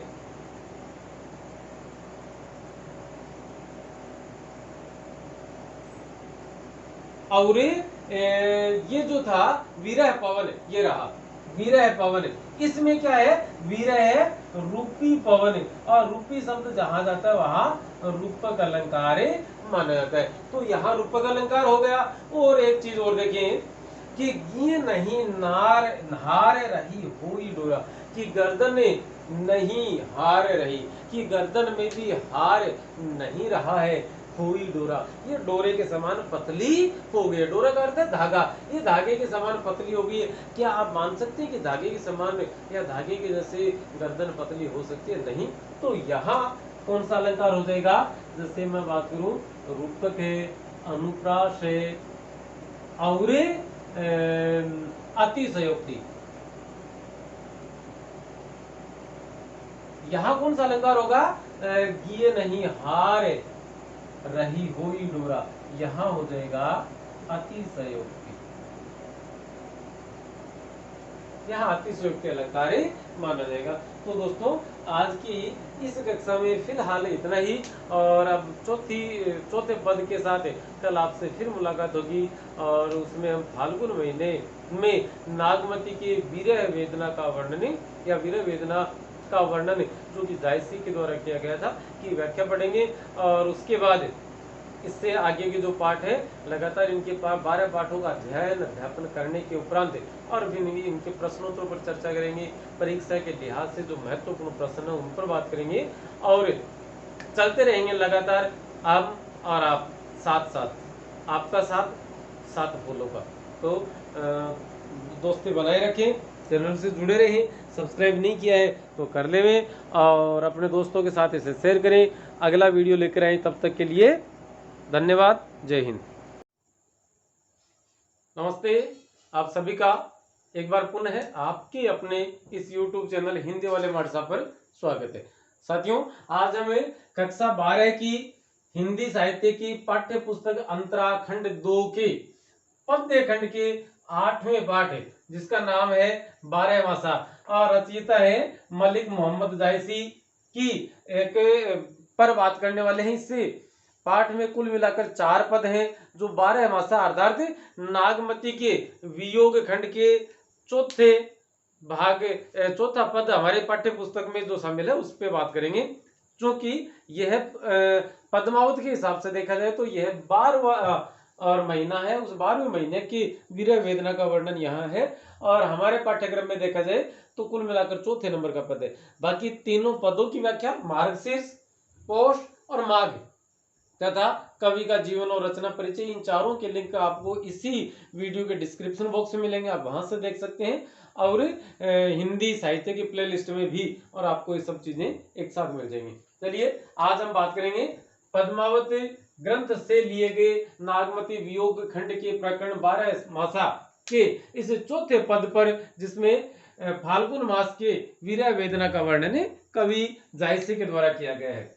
कवि जायसी कहते हैं, पहले पद देखते हैं कि फागुन पवन झकोरे बहा, चौगुन सिउ जाय किम सहा, तन जस पिये रे पात भा मोरा, विरहन रहे पवन हई झोरा, तरिवर झरे झरे वन ढाखा, भई अनपत फूल फरसाखा, करिन वना फते किन्न हुलाशु, मो कहे भा जगदून उदासु, भाग करी है सब चांचरी जोरी, मोही जिय लाए दिन दस जोरी होरी, जो पे पिए ही जरत अस भावा, जरत मरत मोहि रोष न आवा, राती हु देवसे इहे मन मोरे, लागो कंत थाऊ थार जेऊ तोरे। यहाँ तक चौपाइयां, और ये एक दोहा जिसके दोनों चरण, यह तन जारो छार के, कहो कि पवन उड़ाऊ, मकोते ही मार्गे होई परो, कंत धरे हूं जहूं पाऊं, कि मैं तो अपने आप को जलाकर उस मार्ग पर और पवन के साथ बिखर जाना चाहती हूँ जहां पतिदेव कभी तो अपने कदम रखेंगे। शब्द संपदा शब्दार्थ देखते हैं। फागुन का अर्थ है फाल्गुन का महीना, झकोरे का अर्थ है हवा के झोंके, चौगुन का अर्थ है 4 गुना, पियरे पात का अर्थ है पीले पत्ते, पत्ते पीले हो जाते हैं ना जैसे पतझड़ के वक्त, भा मनी हो गया, जैसे है ना क्या भयो, का भयो भय से भा, मोरा का अर्थ मेरा, तरीवर का अर्थ तरु या वृक्ष, ढाका ढाक, पलाश जंगल की आग, फायरो फ्लेम जैसे प्रतापगढ़ चित्तौड़ के बच्चे तो इसे खूब जान जाएंगे, ढाक जिसे आप खाखरा बोलते हैं वही है। अनपत का अर्थ है पत्तों से विहीन या पत्तों का झड़ जाना, फर का अर्थ है फल, शाखा का अर्थ है शाखा या पेड़ की डाली, वनाफति का अर्थ है वनस्पति, हुलासु का अर्थ है प्रसन्नता व्यक्त करना, दून का अर्थ है दुगुना, दून का अर्थ क्या है? दुगुना। इस शब्द पे हम बात करेंगे। यहाँ मैं इसको थोड़ा सा हाईलाइट कर देता हूँ। इस शब्द पे हमें बात करनी है कि ये शब्द क्या है। भाग्य का अर्थ है होली के गीत या जिसे धमाल कहते हैं। चांचरी जोरी का अर्थ है जोड़ी बनाकर नाचना। जरत का अर्थ है जलना। भावा का अर्थ है अच्छा लगना, क्या भाता है तुम्हें, है ना, तो भाना, अच्छा लगना। जरत मरते जल कर मरना। जारो जलाना। छार राख क्षार मकू, तो कहते हैं मैं मखो, यहाँ थोड़ी आग्रह मैं मको, है ना, मतलब शायद। ते ही मार्ग मतलब उसी मार्ग पर। कंत का अर्थ पति। धैर्य जह पाऊं जहां कदम रखें। तो ये इसके शब्दार्थ थे। और दुगुना शब्द पे यदि हम बात करें, जो दुगुना शब्द है वह दो धन दो में गुना जोड़ने से बना है। ये संधि का अपवाद है। और यहाँ पर यहाँ क्या हो जाएगा? आगम हो जाएगा किसका? उ का। शब्द बन जाएगा दुगुना। यदि आप आज तक दो गुना लिखते आए हैं तो इसे सुधार ले, यह गलत है और उचित शब्द यह है। इसके अलावा इसी के जैसे उदाहरणों के माध्यम से यदि आप इसे समझना चाहें या हम कहें कि अपने तर्क को और पुष्ट करना चाहें, मजबूत करना चाहें, तो दूसरे ओर देखते हैं। जैसे एक बंदूक होती है जिसमें दो नाली होती हैं, दो धने नाली, तो शब्द बनेगा दुनाली। दो नाली कभी नहीं बनता, दो नाली कभी नहीं बनेगा, आप ध्यान देंगे, यह शब्द उचित है। इसके बाद में जैसे लड़कियां जो चुन्नी या दुपट्टा ओढ़ती हैं, तो दो धन पट्टा से शब्द बनेगा दुपट्टा। तो यहाँ नए स्वर का आगम हो जाता है। अपवाद जो है उनमें चार प्रकार की श्रेणियां मानी जाती हैं।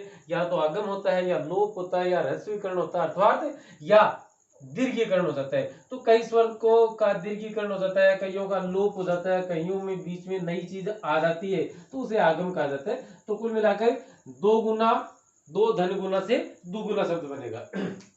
कवि जायसी पद्मावती की तरफ, सॉरी, नागवती की तरफ से लिखते हैं। पद्मावत ग्रंथ है, हम प्रसंग में लिखेंगे।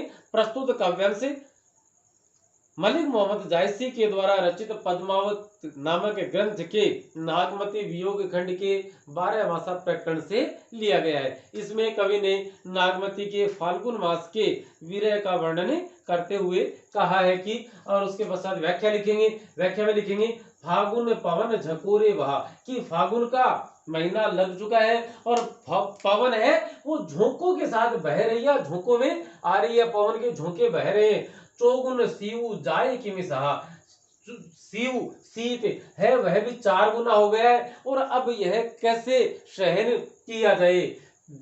तन जस पियरे पात भामोरा, और तन जो है वो तो जैसे पीला पीले पत्ते के समान हो गया है। भा मतलब भया हो गया है, मोरा मेरा, कि मेरा जो तन है, मेरा जो शरीर है वह तो पीले पत्ते की भांति हो गया है, अर्थात मैं पित्तवर्ण हो गई हूं। विरह न रहे पवन होई जोरा, और लगता है कि इस विरह रूपी आग के कारण तो ये जो पीला शरीर है यह भी न रहेगा, यह भी चला जाएगा। पवन होई जोरा, क्योंकि पवन बार बार झोंके दे रहा और ये आग और ज्यादा बढ़ती चली जा रही है।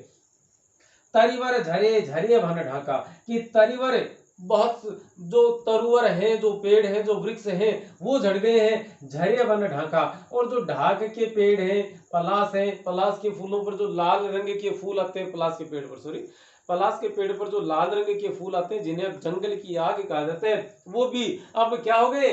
झड़ चुके हैं। भई अनपत फूल फरे शाखा, और ये जो शाखाएं हैं वो भी क्या हो गई है?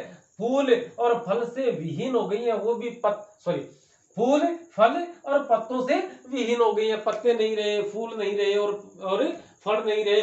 उसी प्रकार से भई का अर्थ भी है होना, वो भी अनपत पत्र विहीन हो गई है। उसी प्रकार से मेरा जो शरीर है, मेरे वृक्ष रूपी जो शरीर है, या मेरा शरीर रूपी जो वृक्ष है वह भी पत्तों से, फूलों से और फलों से और विहीन हो चुका है। करीन बना पति किन्न हुलासा, और जो वनस्पति है, वनापति का अर्थ लिखा आपने यहाँ वनस्पति, कि जो वनस्पति है, जो पेड़ पौधे हैं उन पर, और फाल्गुन मास बीतते बीतते उन पर नए पत्ते नव पल्लव आ गए हैं, और किन्न उल्लासो, और ऐसा लग रहा है जैसे प्रकृति भी अपने नए इन पत्तों के साथ उल्लास कर रही है। उल्लास का अर्थ है प्रसन्नता व्यक्त करना, की प्रसन्नता व्यक्त कर रही है। मोह कहे भा जग दून उदासो, लेकिन मैं क्या करूं, मेरा तो जो जीवन है वह और जग दून उदासु, मेरा जो जीवन है वह तो और ज्यादा इस संसार की ये जो बातें देखकर मेरा मन तो, मेरा जीवन तो दुगुना उदास हो गया, उसमें दुगुनी उदासी भर गई है।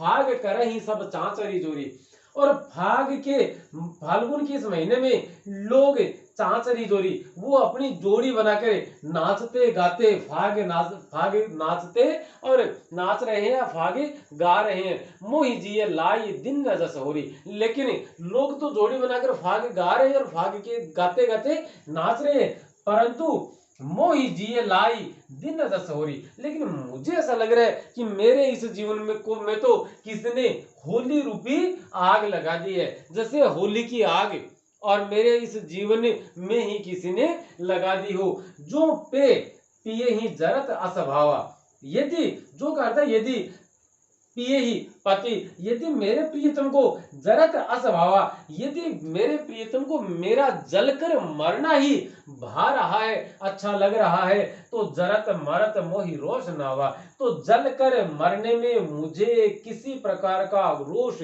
गुस्सा नहीं आएगा, अथवा किसी प्रकार का पछतावा या पश्चाताप या प्रायश्चित नहीं होगा।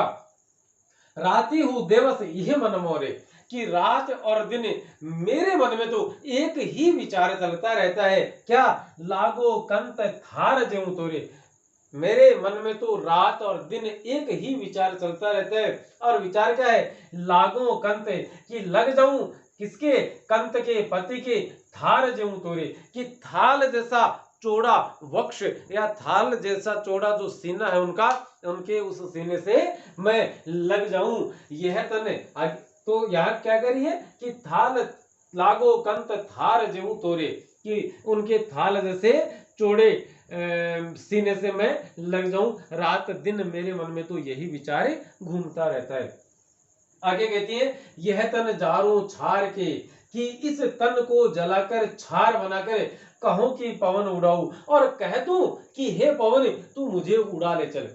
कभी जायसी नागमती की तरफ से कहते हैं, नागमती के विरह का वर्णन करते हुए कह रहे हैं कि यह तन जारो, यह तन जलाकर छार के, छार बनाकर कहूंगी कि पवन उड़ाऊ, कि हे पवन तू मुझे उड़ा ले चले। मकू ते ही मार्ग होई परो, शायद तेरे साथ जाकर मैं उस मार्ग पर बिखर जाऊं या उस मार्ग पर पड़ जाऊं, कंत धरे जह पाऊं, कि शायद मैं तेरे साथ उड़कर उस मार्ग पर जाकर गिर जाऊं जहां कंत पतिदेव कुछ दिनों में या कभी भी अपने कदम रखने वाले हों। अर्थात नागमती चाहती है कि मरने के पश्चात भी और मैं अपने पति के चरणों का स्पर्श पाकर निहाले हो जाऊं।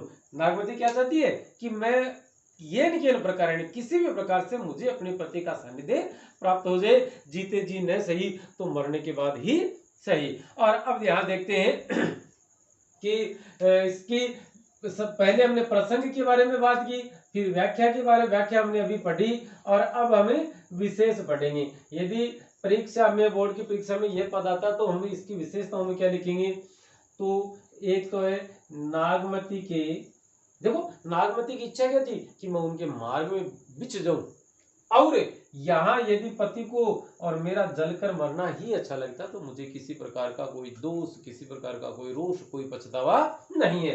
तो नागमती के प्रेम का वर्णन किया गया है, लेकिन प्रेम कैसा है, सात्विक प्रेम। नागमती के सात्विक प्रेम का वर्णन है। उसके बाद 2 नंबर पर लिखेंगे ठेठ देहाती अवधि भाषा, और अवधि बड़ी लगेगी, ठीक है। नंबर 3 पर है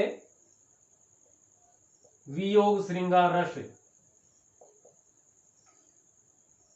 वियोगी श्रृंगार, श्रृंगार शब्द आप समुचित तरीके से लिखें, जैसा इसकी वर्तनी शुद्ध वर्तनी है वही लिखें। उसके बाद में अवधि भाषा है, और पूरे पद में आप देखेंगे तो आपको रूपक अलंकार की प्राप्ति हो रही है। रानी नागवती है, वो अपने पूरे शरीर को ही क्या मान रही है, वो अनपत फूल फल फर शाखा, कि वह अपने शरीर को भी किसके रूप में मान रही है, तरीवर अर्थात तरुवर अर्थात वृक्ष के रूप में मान रही है। तो यहाँ रूपक अलंकार प्राप्त होता है। और इसके अलावा कि देखिए तन दस पीरे पात भामोरा, तो यहाँ पर उदाहरण अलंकार आ गया। और अंत में यदि बात करें 5वें नंबर पर, तो 5वें नंबर पर आप बात करेंगे चौपाई और दोहा छंद। चौपाई और दोहा छंद प्रयुक्त हुआ है। चौपाई और दोहा छंद प्रयुक्त किया गया है कवि जायसे के द्वारा, या कवि जायसे ने अपनी बात कहने के लिए चौपाई और दोहा शैली का इस्तेमाल किया है। क्योंकि यह जो पूरी पद्मावत नाम की रचना है, ये पूरी की पूरी पद्मावत मसनवी शैली में लिखी गई है। और मसनवी शैली जो है वह फारसी भाषा की एक शैली है, लिखने का उनका एक तरीका है। तो फारसी भाषा की शैली में कवि ने अपनी बात कही है, क्योंकि उन्होंने लिखा अवधी हिंदी में है, अवधी भाषा में है। और आज व्याख्या के हिसाब से देखा जाए तो यह पाठ आपका यहाँ खत्म होता है। और अब इसके पश्चात हम अगले पाठ के लिए, अगले पाठ की व्याख्या के साथ और कवि परिचय के साथ आपके सामने रूबरू होंगे। और जब तक अगला वीडियो आए तब तक के लिए अनुमति देवें। बीच बीच में जो जो आपके कार्य पत्रक आते रहेंगे, तो कार्य पत्रक भी आपको समुचित तरीके से उपलब्ध करवाने का प्रयास किया जाएगा। चैनल को सब्सक्राइब नहीं किया है, कर लीजिए, कहाँ दिक्कत है। तो अब अनुमति देवें। नमस्ते, जय हिंद।